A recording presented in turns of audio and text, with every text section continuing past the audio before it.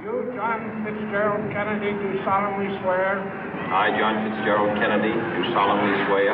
That you will faithfully execute the office of President of the United States. That I will faithfully execute the office of President of the United States.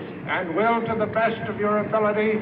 And will, to the best of my ability. Preserve, protect, and defend the Constitution of the United States. Preserve, protect, and defend the Constitution of the United States. So help you God.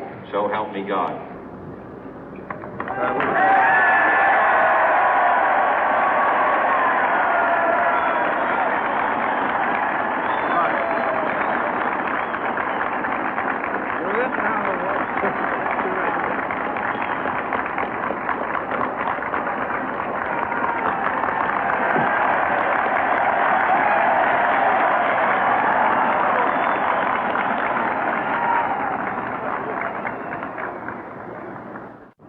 Vice President Johnson, Mr. Speaker, Mr. Chief Justice, President Eisenhower, Vice President Nixon, President Truman, Reverend clergy, fellow citizens.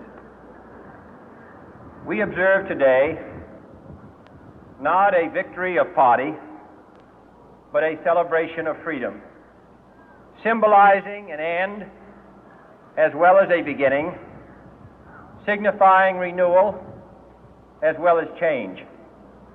For I have sworn before you and Almighty God the same solemn oath our forebears prescribed nearly a century and 3/4 ago. The world is very different now, for man holds in his mortal hands the power to abolish all forms of human poverty and all forms of human life. And yet the same revolutionary beliefs for which our forebears fought are still at issue around the globe. The belief that the rights of man come not from the generosity of the state, but from the hand of God. We dare not forget today that we are the heirs of that first revolution. Let the word go forth from this time and place to friend and foe alike that the torch has been passed to a new generation of Americans born in this century, tempered by war, disciplined by a hard and bitter peace, proud of our ancient heritage, and unwilling to witness or permit the slow undoing of those human rights to which this nation has always been committed and to which we are committed today at home and around the world.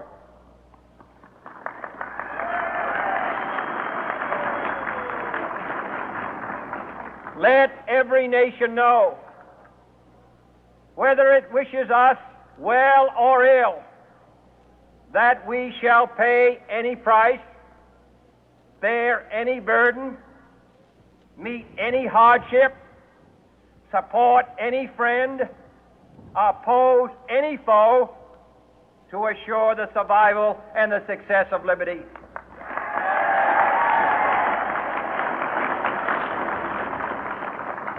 This much we pledge and more.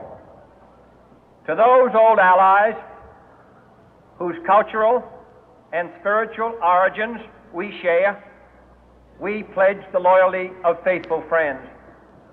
United, there is little we cannot do in a host of cooperative ventures. Divided, there is little we can do, for we dare not meet a powerful challenge at odds and split asunder.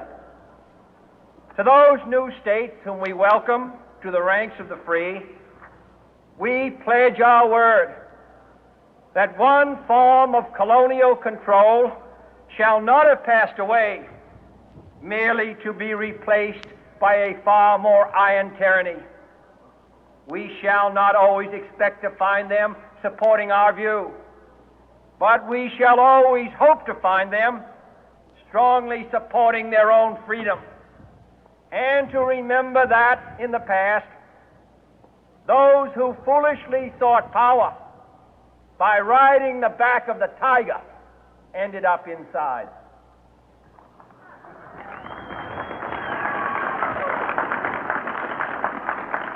To those people in the huts and villages of half the globe struggling to break the bonds of mass misery, we pledge our best efforts to help them help themselves for whatever period is required, not because the communists may be doing it, not because we seek their votes, but because it is right.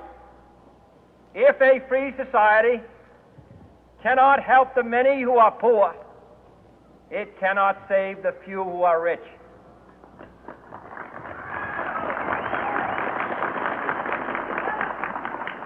To our sister republics south of our border, we offer a special pledge to convert our good words into good deeds, in a new alliance for progress, to assist free men and free governments in casting off the chains of poverty.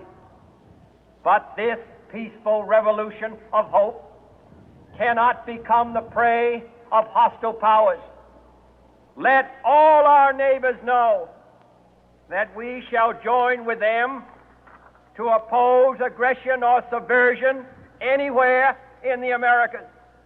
And let every other power know that this hemisphere intends to remain the master of its own house.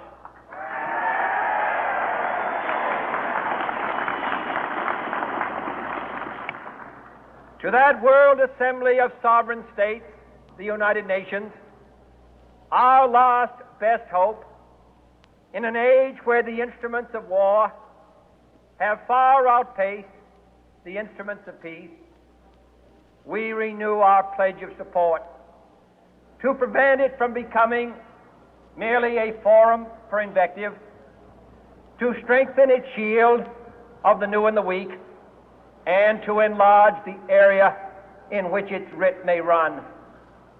Finally, to those nations who would make themselves our adversary, we offer not a pledge, but a request that both sides begin anew the quest for peace.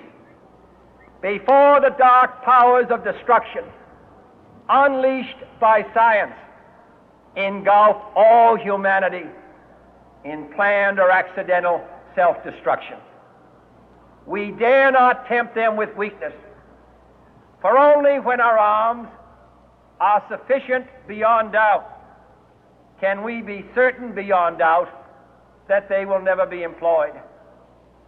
But neither can two great and powerful groups of nations take comfort from our present course, both sides overburdened by the cost of modern weapons, both rightly alarmed by the steady spread of the deadly atom, yet both racing to alter that uncertain balance of terror that stays the hand of mankind's final war. So let us begin anew, remembering on both sides that civility is not a sign of weakness, and sincerity is always subject to proof. Let us never negotiate out of fear, but let us never fear to negotiate.